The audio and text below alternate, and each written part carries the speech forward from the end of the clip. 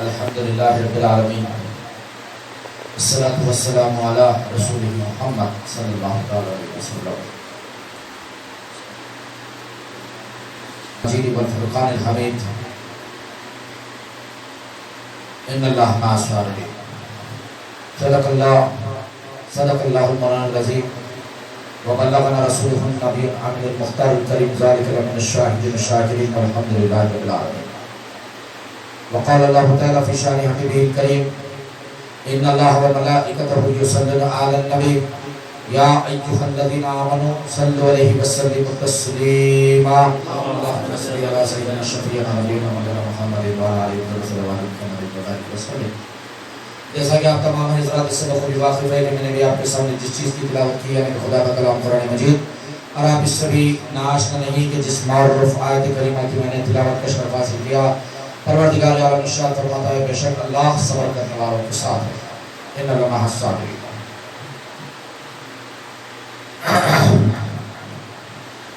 عزیزان محترم، یہ چوتھی نشست یاد امام علی مقام علیہ السلام کی اس خانقاہ صوفیہ عبداللہیہ میں جو 10 روزہ محفل منعقد ہوتی ہے، الحمدللہ اسی کی یہ چوتھی نشست ہے۔ پچھلے نشستوں میں نے جو آپ حضرات سے گفتگو کی کہ اہل بیت سے محبت، اللہ اس کے رسول کی بارگاہ میں مقام، اہل بیت سے خصوصیت کے ساتھ حسنین و کریمین سے اللہ کے پیارے رسول صلی اللہ تعالیٰ علیہ وسلم کی محبت، پھر اس کے بعد ولادت و سعادت امام علی مقام علیہ السلام،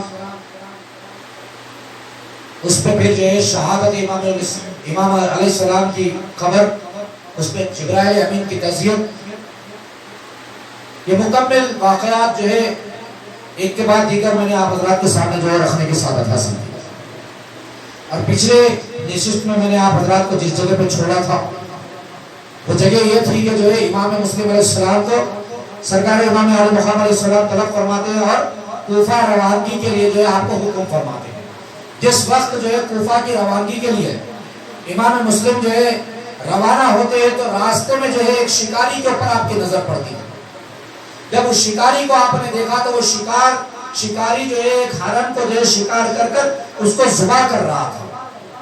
تو جو ہی آپ کی نظر پڑی، آپ نے اس فعل کو جو ہے مناسب نہ سمجھا اور آپ پھر جو ہے واپس مکہ المکرمہ میں جو ہے داخل ہو گئے، اور حضرت امام علی مقام سے عرض کیا آپ نے کہ جو ہے میں نے یہ منظر دیکھا ہے کہ شکاری شکار کر کر جو ہے شکار کو جو ہے ذبح کر رہا ہے اور یہ بات میں مناسب نہیں سمجھتا۔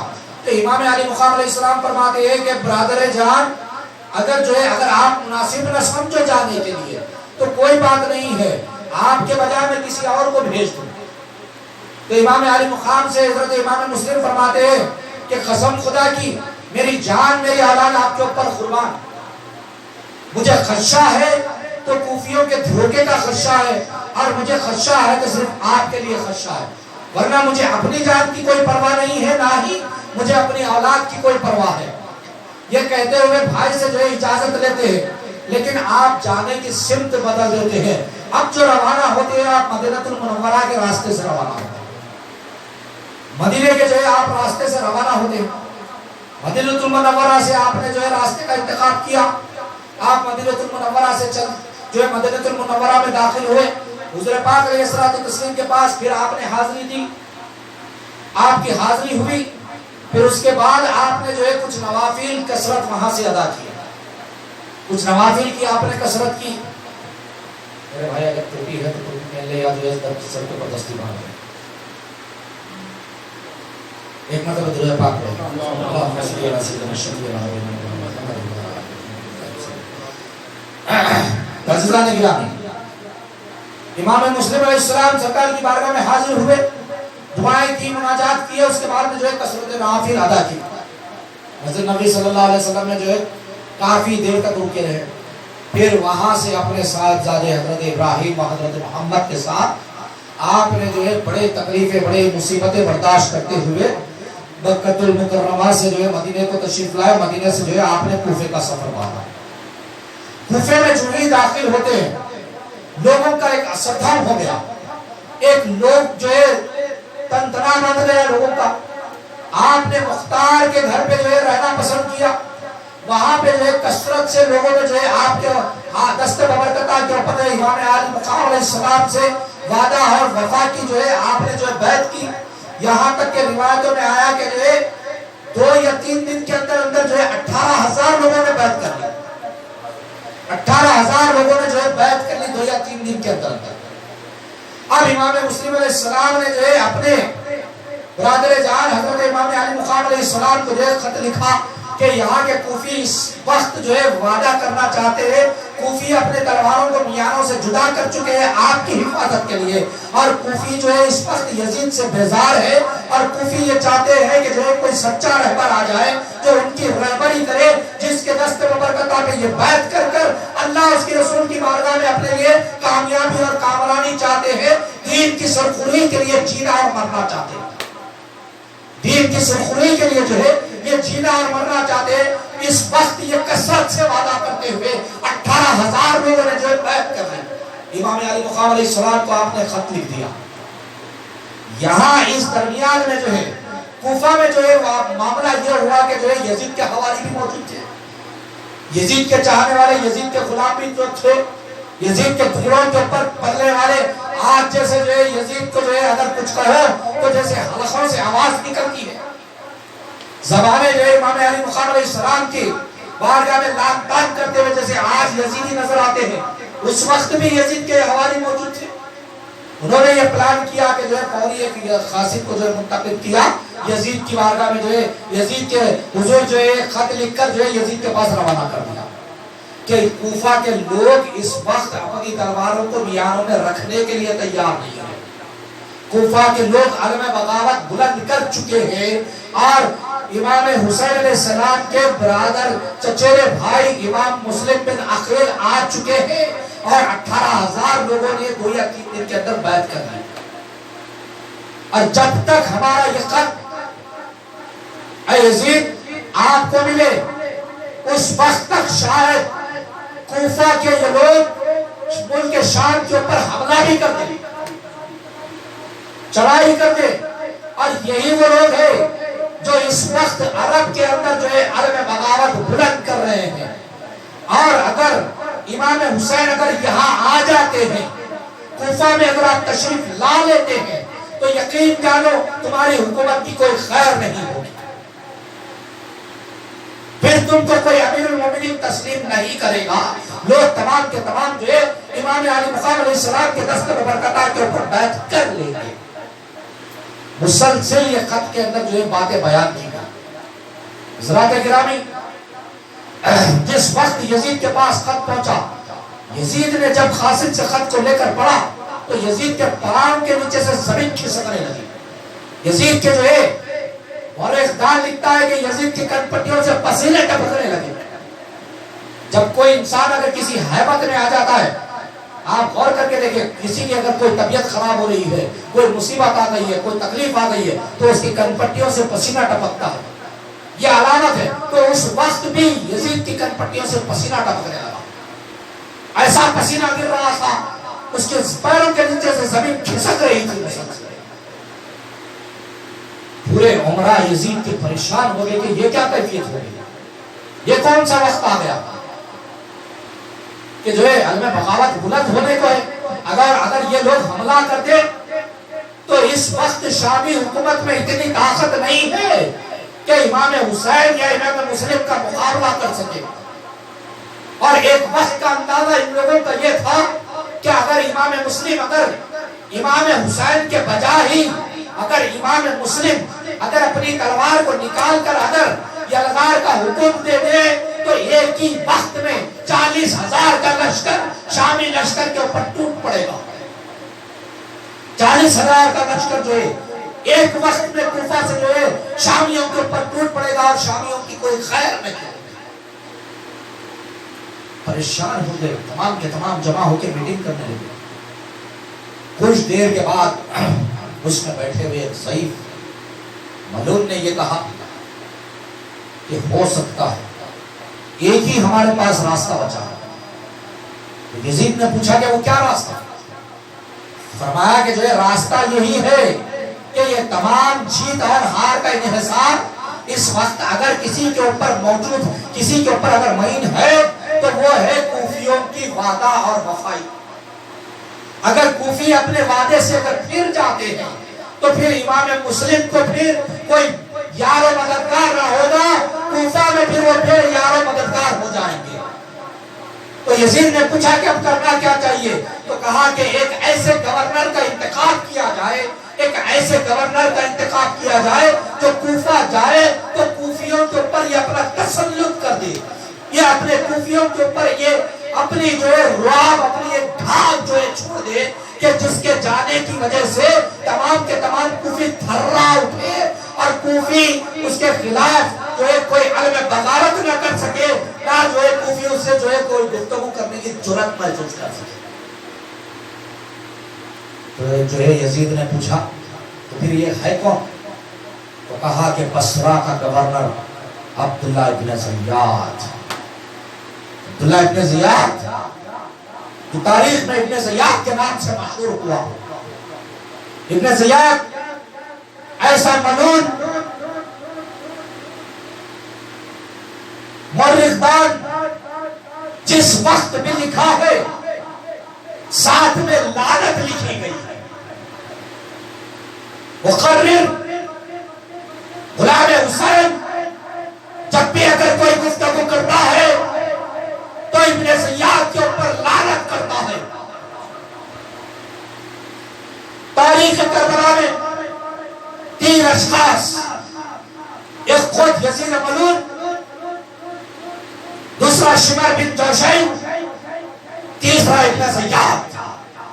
یہ وہ 3 لوگ تھے جو سبب بنے واقع کربلا کا، جو اصل سبب بنے شہادت امام علی مقام کا، نواسے رسول کو ستائے جانے کا، لوگوں کو حکم در حکم دینے کا، لوگوں کے اوپر قتل و خون غارت گری میں لوگوں کو چھوڑ دینے کا، اسلام کے جھنڈے کو نیچا کرنے کا، خاندان رسالت کو مٹانے کے ذمہ دار اگر کوئی تھے تو واقع کربلا میں یہ 3 اشخاص تھے: ابن زیاد، شمر بن جوشن اور خود یزید ملون، یزید بن امیر معاویہ. ذات محترم، لعنت کرو اپنے دلوں سے ان کے اوپر، قیامت تک اللہ کی لعنت. اور یہاں تک کہ جب حشر میں حاضر ہوں گے تو چہروں کے پل گھسیٹے جائیں گے، اسی طریقے سے تمام تاراج کیا جائے گا اللہ کے یہاں ان کو انشاءاللہ. لیکن جانو صرف یہی تابع و تاراج نہیں ہوگی، دنیا میں تو ذلت اور رسوائی نے ان کا مقدر بن گئی تھی، حشر میں بھی ذلت اور رسوائی کا جو ہے مقدر بنے گی. اور انکاری نہیں بلکہ جو بھی یزید کو اچھا سمجھتے ہیں، جو بھی جو ہے یزید کے حق میں قصیدے پڑھتے ہیں، تمام بدنصیب لوگوں کا مقدر بنے گی حشر میں انشاءاللہ بدنصیبی. جانی عزیزان اللہ، ابن زیاد کو جو ہے انتخاب کیا گیا، خط لکھ دیا گیا. خط لکھ کر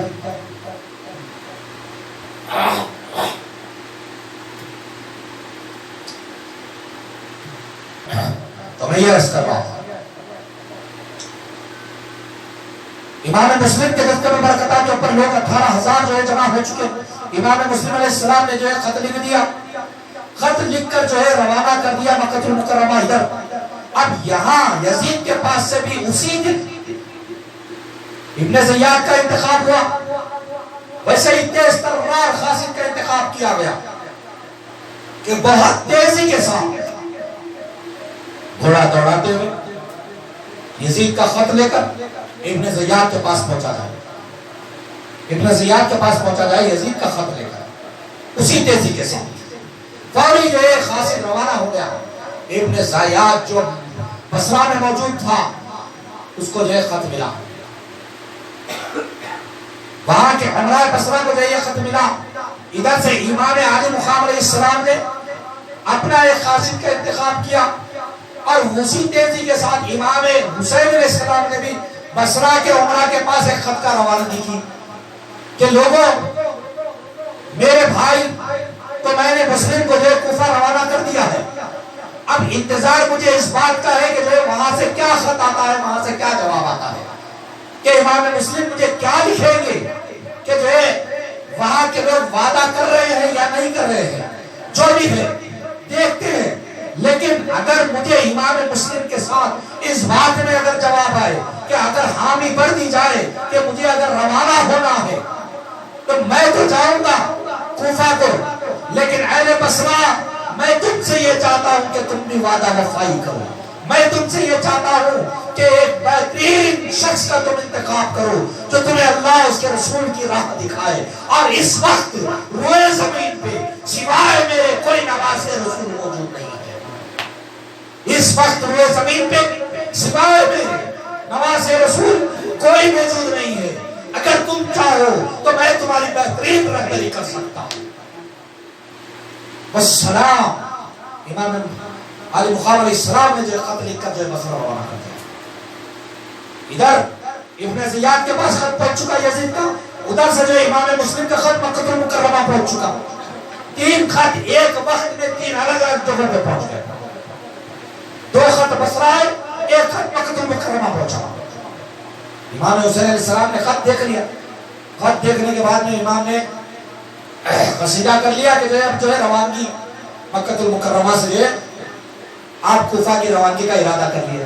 لیکن دوران اب اصحاب جمع ہونا شروع ہو گئے، اصحاب رسول جو جلیت صحابہ اکرام تھے وہ جمع ہونا شروع ہو گئے، وہ کہتے رہے کہ امام سے کہ جو ہے آپ کے والد بزرگ میدان میں اللہ اگر سوال کرے کہ تم نے جو ہے اسلام سے جو روگردانی کیوں کی، تو اس وقت ہمارے پاس عذر موجود ہوگا کہ ہم یہ کہیں گے کہ خدایا ہم نے بیعت کے لیے امام کو پکارا تھا لیکن امام نے ہمارا ساتھ نہیں دیا تھا، اور یزید ہماری کندھوں پہ تلوار لے کر ٹھہر گیا تھا، اسی لیے ہم نے یزید کی اقتداء کو جو ہے منتخب کر لیا تھا۔ امام فرماتے ہیں کہ مجھے اپنے سے زیادہ نانا کے دین کی فکر ہے، اب مجھے اپنی کوئی پرواہ نہیں ہے، اب مجھے اگر جانا ہے تو کوفہ روانہ ہونا ہے، وہاں کے لوگوں کی جو ہے ہدایت کے لیے، وہاں کے لوگوں کے رشت ہدایت کے لیے، وہاں کے لوگوں کی امامت کے لیے جو مجھے روانہ ہونا ہے۔ ادھر جب بصرہ میں امام علی مقام کا جب خط پہنچا تو عمرہ بصرہ میں جو کئی اس میں جو تھے جنہوں نے خاموشی اختیار کی، خط کو دیکھ لیا اور سب کے سب اپنی اپنی جگہ پہ خاموش ہو گئے، لیکن ایک شخص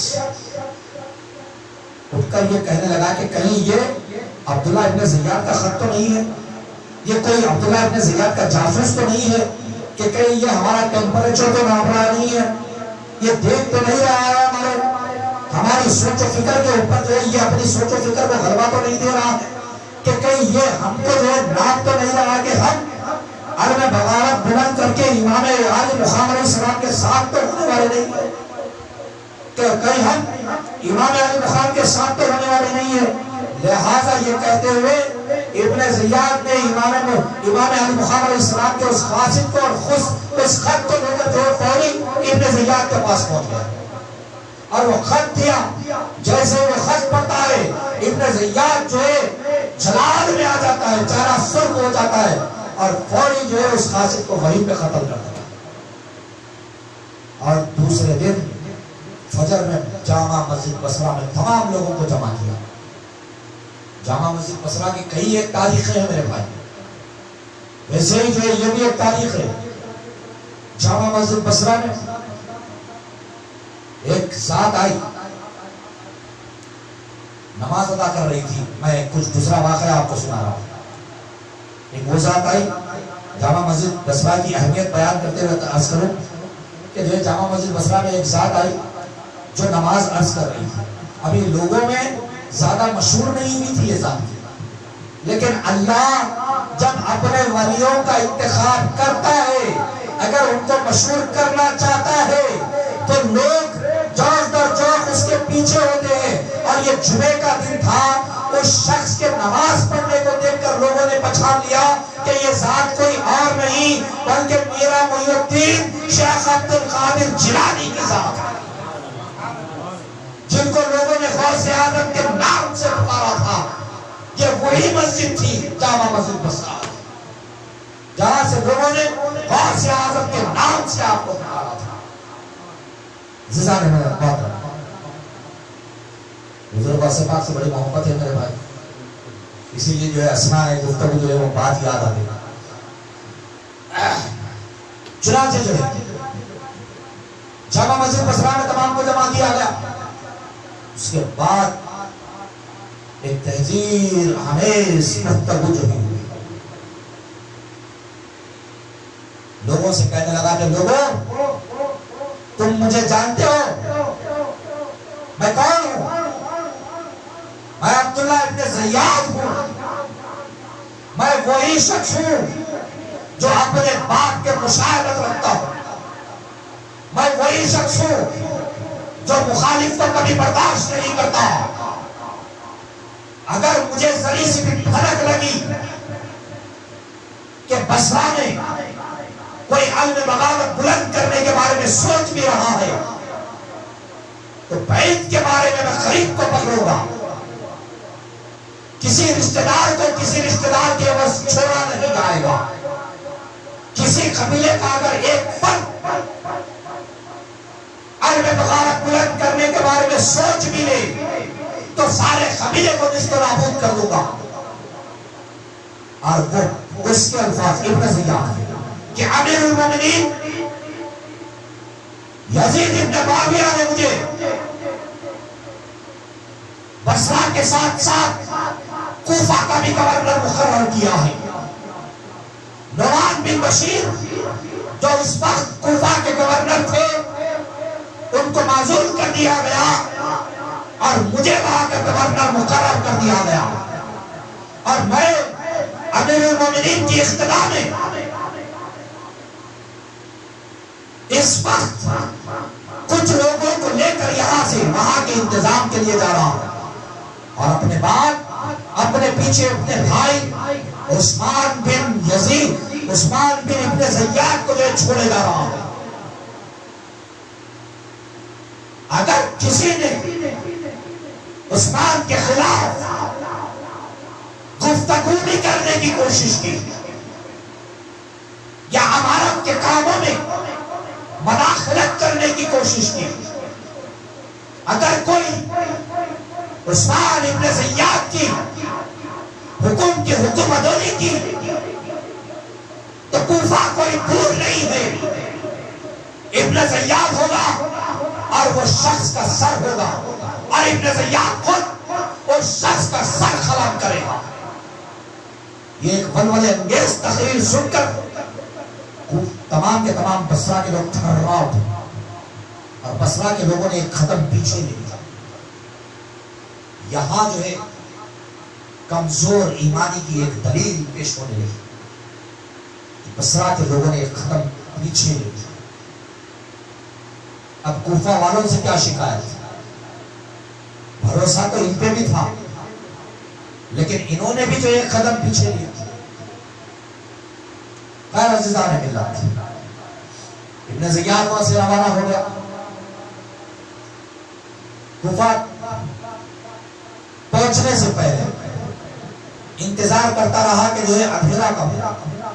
اور ابن زیاد اپنے ساتھ اپنے خانواد کے علاوہ 500 لوگوں کا لشکر لیا. لوگ روانہ ہوتے گئے. کچھ دور جانے کے بعد کچھ لوگ راستے میں ہی رک گئے لیکن ابن زیاد نے کسی کی پرواہ کیے بغیر مسلسل چلتا رہا اس ارادے سے کہ جو ہے کوفہ پہنچتے پہنچتے اندھیرا ہو جائے اور اندھیرے میں ہم کوفہ میں داخل ہو تاکہ کوئی ہم کو پہچاننے نہ پائے.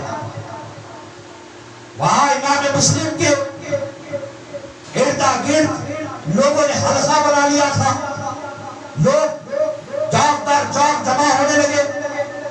اتنا ہی ہوا کہ یہ منون کے پہنچنے سے پہلے 40,000 لوگوں نے بیعت کر لی تھی، اور امام مسلم علیہ السلام خوش تھے کہ بھائی تشریف لائیں گے اور انشاءاللہ اسلام کا بول بالا ہوگا، حق کا پرچم بلند ہوگا۔ عزیزان محترم، امام علی مقام علیہ السلام مکہ المکرمہ سے روانہ، شام کا وقت، اندھیرا کا وقت، رات کا وقت۔ ابن زیاد کچھ دیر مغرب سے پہلے پہنچ گیا تو رک گیا، اور کمبخت اس راستے کا انتخاب کیا جس راستے سے لوگ حجاز مقدس سے تشریف لاتے، لیکن مکے کی سمت سے حج کے بعد حجاز مقدس سے لوگ جس سمت سے آتے ہیں، اس سمت کا جو ہے اس کمبخت نے جو ہے انتخاب کیا، اور انہی کی طرح سے لباس کو جو ہے پہن لیا۔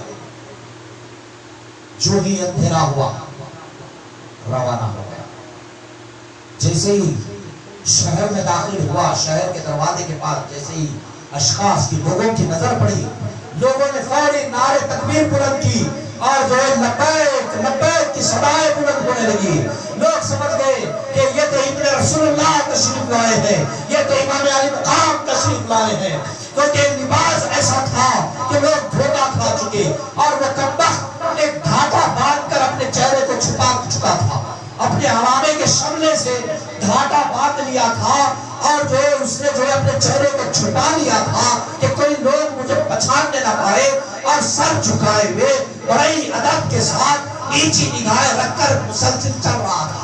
لوگ جو جاؤ در جاؤ اس کے پیچھے جمع ہو گئے، یہاں تک کہ ایک بہت بڑا کثیر اجتماع ہو گیا، ایک بڑا جلوس بن گیا، ایک کثیر اجتماع جمع ہو گیا، ایک بڑا جلوس بن گیا۔ لوگ جو ہے نعرے پہ نعرے لگانے لگے، مرحبا اہلاً وسہلاً کے نعرے ہونے لگے مسلسل۔ جیسے ہی نعرے پہ نعرہ ہونے لگا، نعمان بن بشیر جو گورنر تھے کوفہ کے، انہوں نے اپنے دارالامارت کا دروازہ بند کرا لیا اور چھت کے اوپر چڑھ گئے۔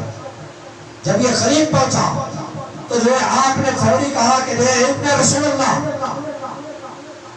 مجھے آپ سے کوئی بیر نہیں، نہ آپ کو مجھ سے کوئی بیر ہے، میں اپنی گورنری آپ کے حوالے نہیں کروں گا، میں اس وقت دارالامارت کا دروازہ نہیں کھولوں گا، آپ کو اندر تشریف لانے نہیں دوں گا، میں آپ خدا یہاں سے تشریف لے جائیں۔ نعمان بن بشیر کی یہ بات سن کر یہ ملون سر اٹھا کے کہتا ہے کہ کمبخت دروازہ کھول، کمبخت دروازہ کھول، خدا تیرا بھلا کرے دروازہ کھول۔ جیسے نعمان بن بشیر نے ابن زیاد کی آواز سنی، پیچھے کھڑے ہوئے کچھ لوگوں نے بھی اس کی آواز سنی، لوگ کہہ رہے ہیں کہ ارے یہ تو مرجانی ہے، یہ تو مرجانی ابن زیاد ہے۔ لوگ جو لعنت کرتے ہوئے روانہ ہو گئے، بس یہ اندر دارالامارت میں داخل ہوا اور فوری دروازے کو بند کر دیا۔ رات بھر بیٹھا رہا، اور ابن زیاد نے فوری جو ہے یزید کا خط نعمان بن بشیر کو دیا، اور نعمان بن بشیر کو حکومت سے معزول کر دیا۔ نعمان بن بشیر کو فوری حکومت سے جو ہے معزول کر دیا، اور فوری اس کے بعد مکمل حکومت، مکمل گورنری اپنے ہاتھ میں لے لی۔ اپنے ہاتھ میں لینے کے بعد صبح تک کا انتظار کرتا ہے۔ صبح سویرے تمام لوگوں کو، کوفہ کے جتنے قبائل تھے ان کے تمام سرداروں کو جو دارالامارت میں طلب فرمایا۔ اس کے بعد پھر اسی انداز میں جیسے جامع مسجد بصرہ میں تقریر ہوئی، اسی انداز میں پھر یہاں ایک تقریر کی گئی، اسی انداز میں لوگوں کو ڈرایا اور دھمکایا گیا، ایک صرف لوگوں کو مال کا لالچ دیا گیا کہ کوئی بھی اگر یزید کا ساتھ دیتا ہے تو اسے سرخ اونٹیں دی جائیں گی، اگر کوئی بھی یزید کا ساتھ دیتا ہے تو اسے جاگیرات دی جائے گی، اگر کوئی یزید کا ساتھ دیتا ہے تو اسے محلات بنا کر دیے جائیں گے، اگر کوئی یزید کا ساتھ دیتا ہے تو اسے حسین عورتیں دی جائیں گی، اگر کوئی یزید کا ساتھ دیتا ہے تو اسے سرخ قالینیں دی جائیں گی، ایسے جو ہے سونے کے تخت دیے جائیں گے، اسے جو ہے ایک بڑے جام و منصب کے اوپر فائز کیا جائے گا۔ لیکن اگر کوئی ساتھ نہ دے گا تو یقین جانو یزید کا اطاعت تم پہ ٹوٹ پڑے گا. دیر نہیں ہے کہ شام کی لشکر کوفہ کے اوپر ٹوٹ پڑنے والی ہے. کوفیوں تم اپنے ساتھ اپنے قبائل کی خیر بناؤ, تم اپنے ساتھ اپنے قبائل کے لوگوں کی خیر بناؤ. اگر تم نے خیر نہیں بنایا, اگر کسی نے بھی امام مسلم کا یا امام حسین کا ساتھ دیا تو تمہاری بیوی, تمہاری بیٹیاں, تمہاری مائیں, تمہاری جائیدادیں, یہ سب کچھ ہم پہ حلال ہو جائے گی اور تمہارا قتل ہمارے لیے جائز ہو جائے گا. مکمل ایک تہذیب آمیز تقریر, ایک لرزہ خیز تقریر لوگوں کے درمیان میں, قبائل کے سرداروں کے درمیان میں جب کی جانے لگی, تمام کے تمام پریشان ہوئے. اب وعدہ تو اہل بیت سے کر چکے تھے, امام مسلم سے وعدہ تو ہو چکا تھا, لیکن یہاں جان کا خوف بھی تھا, قبائل کی تباہی کا خوف بھی تھا. ادھر 40,000 کا لشکر, ادھر یہاں پہ صرف 550 لوگ. اس کے باوجود دار الامارت میں ابن زیاد کے ساتھ صرف 50 لوگوں کا مجمع, یہ سینکڑوں کی تعداد میں موجود تھے. اگر یہ چاہتے کوفی تو اس وقت اپنی تلواروں کو میانوں سے جدا کر وہیں پہ جو ہے اس کا